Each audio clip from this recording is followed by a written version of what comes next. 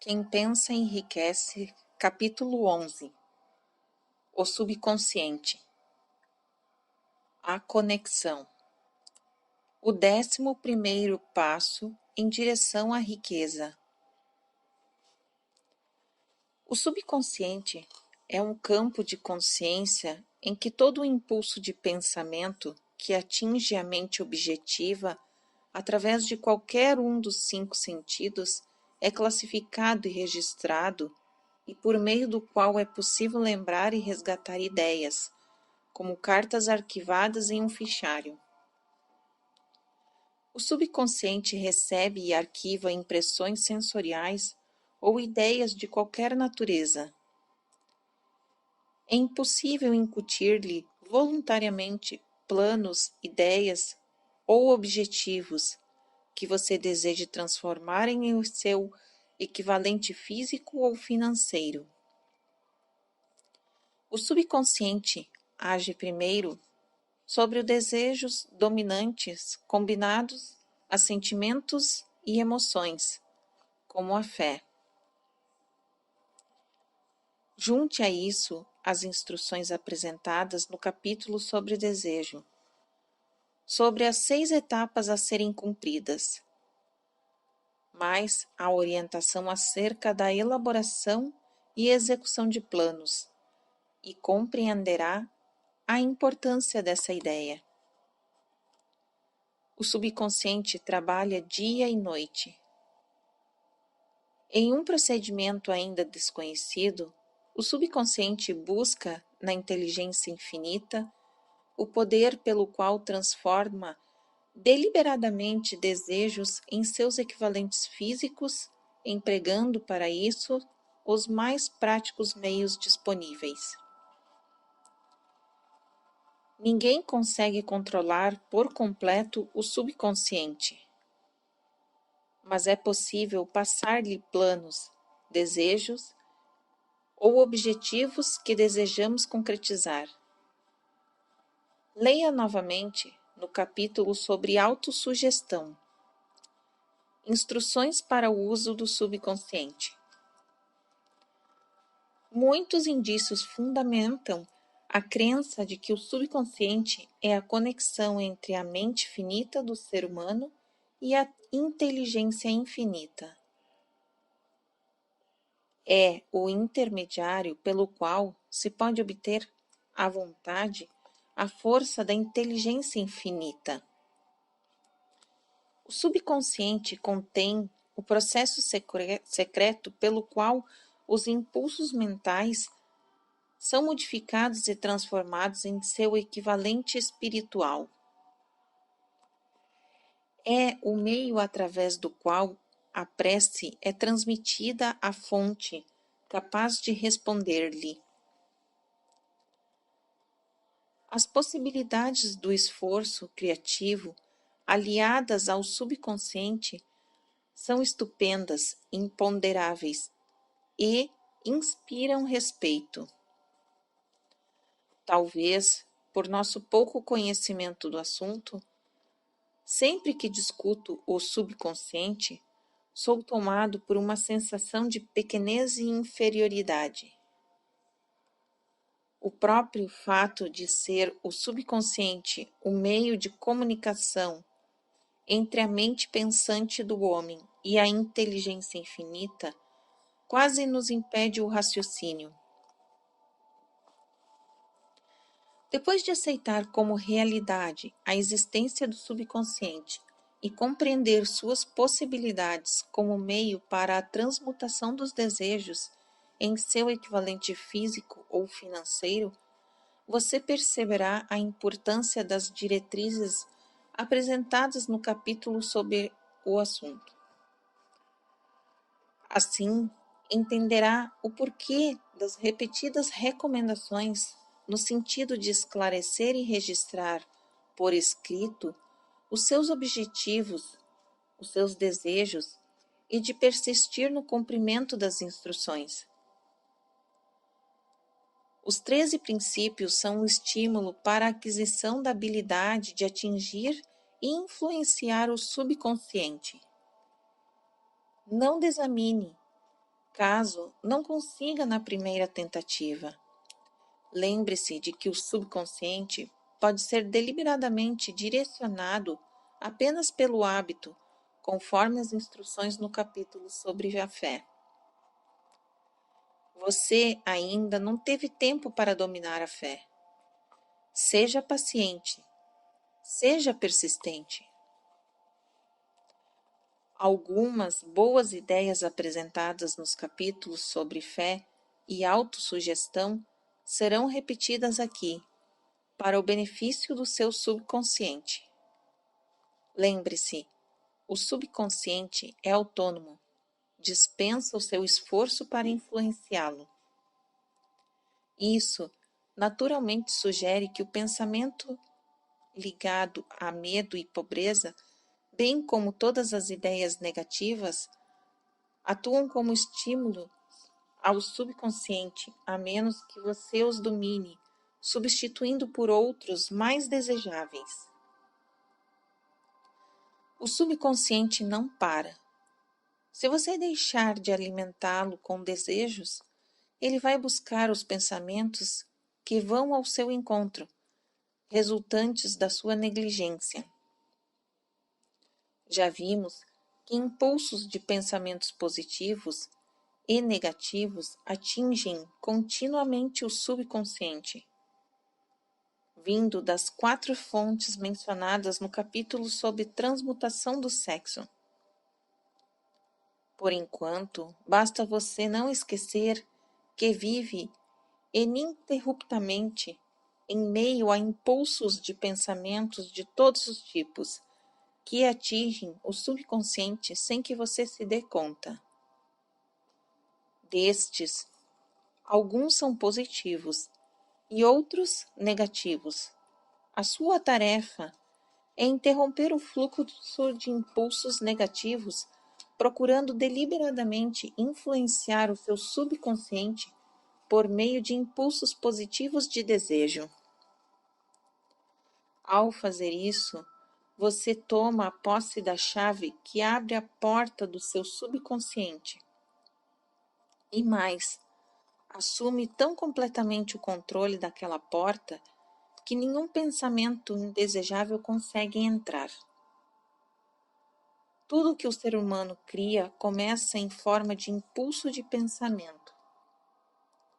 Com a ajuda da imaginação, as ideias se reúnem, formando planos, e a imaginação, sob o controle, pode ser utilizada para elaborar planos ou propósitos que levem ao sucesso em qualquer campo.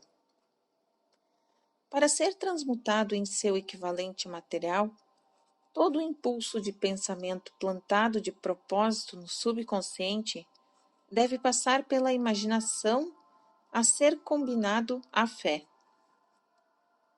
A fé, acrescida de um plano ou objetivo, só pode ser submetida ao subconsciente por meio da imaginação. A partir destas afirmativas, percebe-se que o uso voluntário do subconsciente exige a coordenação e a aplicação de todos os princípios. Ellen Weller Wilcox traduziu em palavras a sua visão do poder do subconsciente.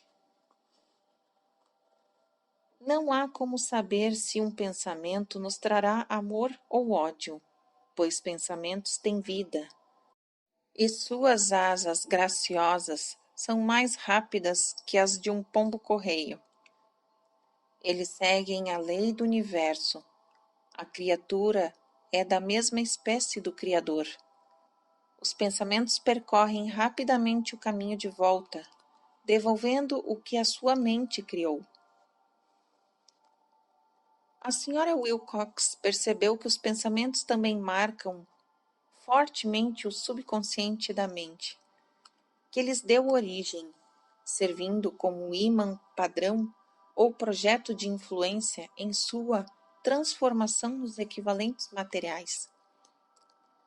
Pensamentos são entidades, pois tudo o que é material começa em forma de energia de pensamento. O subconsciente é mais suscetível à influência de impulsos de pensamentos aliados a sentimentos ou emoções do que aos efeitos daqueles originados unicamente na porção racional da mente. Na verdade, não faltam indícios favoráveis à teoria de que apenas os pensamentos aliados à emoção exercem influência ativa sobre o subconsciente. Não é segredo que a maioria das pessoas deixa de levar por emoções ou sentimentos.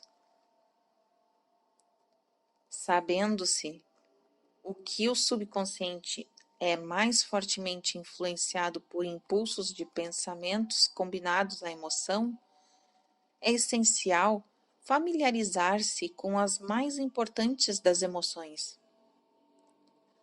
As principais emoções positivas são 7. As principais emoções negativas também são 7. As negativas se inserem deliberadamente nos impulsos de pensamento, o que garante a sua entrada no subconsciente. As emoções positivas devem ser inseridas pelo princípio da autossugestão nos impulsos de pensamento que o indivíduo deseja passar ao subconsciente. As instruções para isso estão no capítulo sobre autossugestão. Essas emoções ou impulsos de sentimento podem ser comparadas ao fermento na massa do pão, porque constituem o elemento ação, que fazem os impulsos de pensamento passarem do estado de passivo para o estado ativo.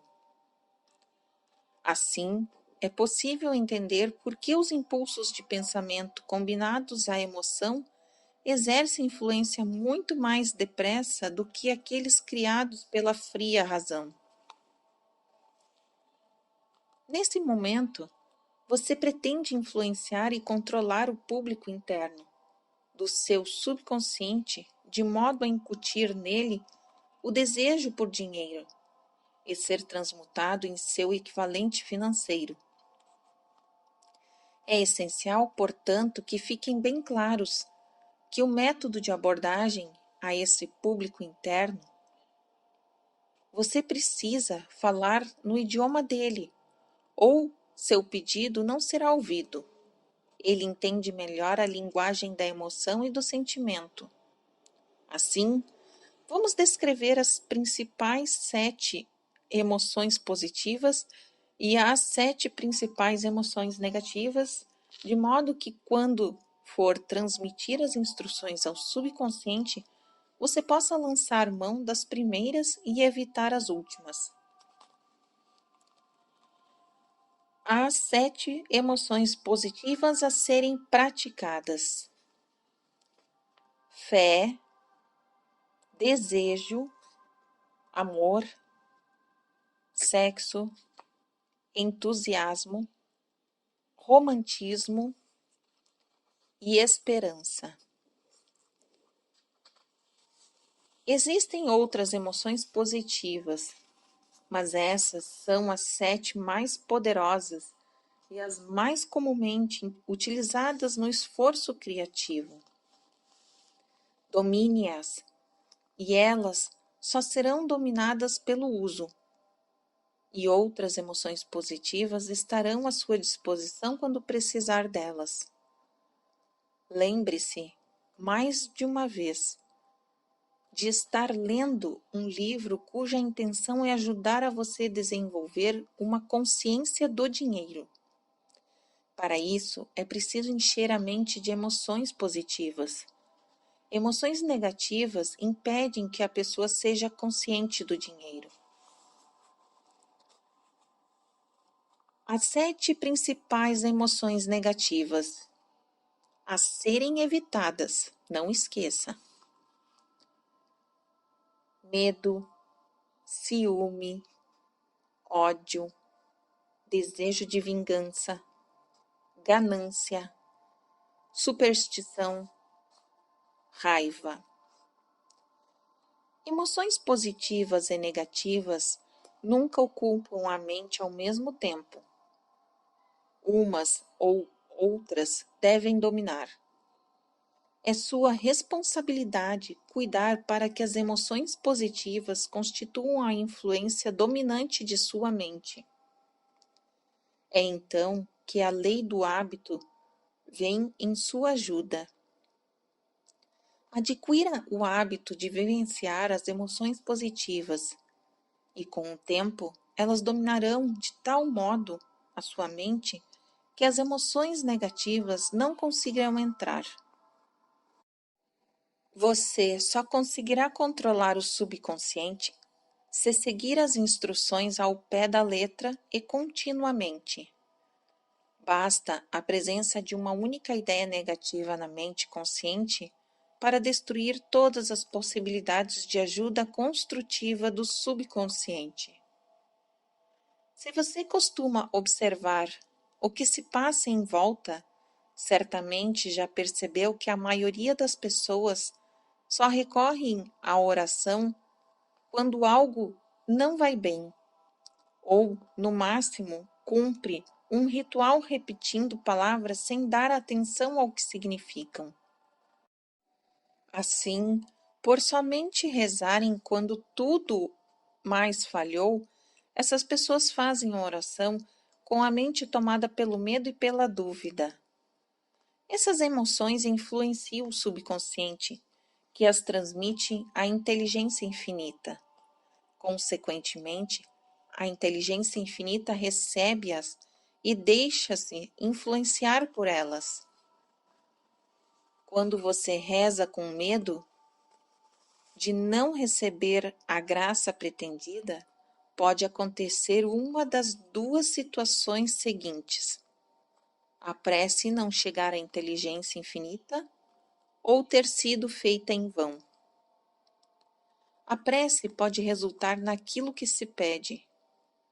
Se você já viveu a experiência de receber uma graça pela qual orou, procure lembrar qual era o seu estado de espírito no momento da prece e verá que essas palavras são mais que simples teoria. Vai chegar o tempo em que as instituições educacionais ensinarão a ciência da oração. Além disso, a prece poderá ser e será transformada em ciência.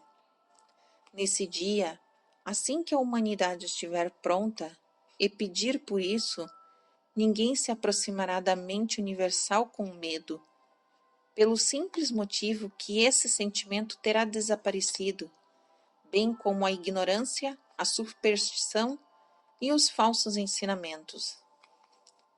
O ser humano terá alcançado a condição de criança de inteligência infinita. Na verdade, uns poucos já obtiveram essa bênção. Se considera irreal essa profecia, observe o passado da raça humana.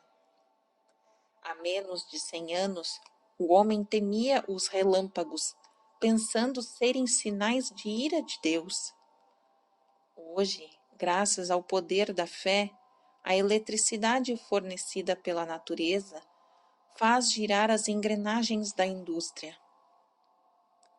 Há menos de 100 anos, o homem acreditava ser o espaço entre os planetas apenas um grande vazio, uma extensão do nada absoluto.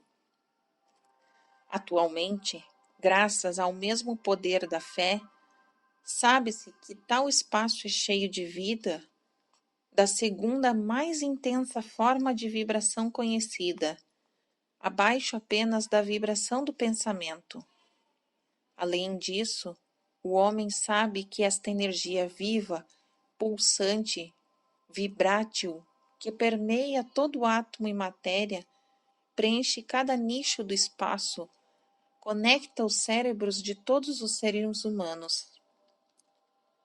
Por que iríamos duvidar da capacidade que esta energia tem de estabelecer conexão entre qualquer cérebro humano e a inteligência infinita? Não existe postos para cobrança de pedágio entre a mente finita do ser humano e a inteligência infinita. O contato custa apenas paciência, fé, persistência, compreensão e o desejo sincero de comunicar-se. E mais, somente o próprio indivíduo pode estabelecer a comunicação. Atalhos são inválidos. A inteligência infinita não faz negócios por procuração. Apresente-se pessoalmente ou nada feito. Você pode comprar um livro de orações e repeti-las incansavelmente, até o último dia dos seus dias, em vão. Para chegarem à inteligência infinita, os pensamentos devem passar por uma transformação, o que acontece só no subconsciente. O método de comunicação com a inteligência infinita é muito semelhante a transmissões radiofônicas. Se você conhece o princípio de operação de rádio, certamente sabe que para ser transmitido através do espaço, o som tem de ser aumentado ou transformado em uma intensidade de vibração não detectável pelo ouvido humano. A estação transmissora pega o som da voz humana e a mistura ou modifica, aumentando a vibração milhões de vezes. Somente assim a vibração do som pode ser transmitida através do éter.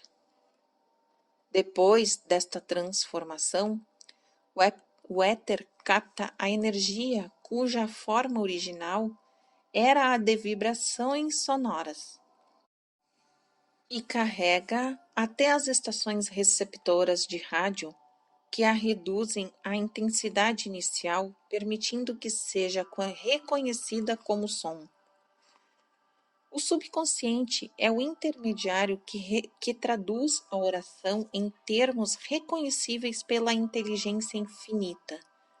Em seguida, apresenta a mensagem e transmite a resposta em forma de plano ou ideia para a realização do pedido. Compreenda este princípio e saberá que as palavras de uma oração, repetidas mecanicamente, nunca servirão como meio de comunicação entre a mente humana e a inteligência infinita. Antes que a prece alcance a inteligência infinita, em apenas uma demonstração da teoria do autor, provavelmente é transformada de vibração de pensamento em vibração espiritual. A fé é o único agente conhecido capaz de dar ao pensamento uma natureza espiritual.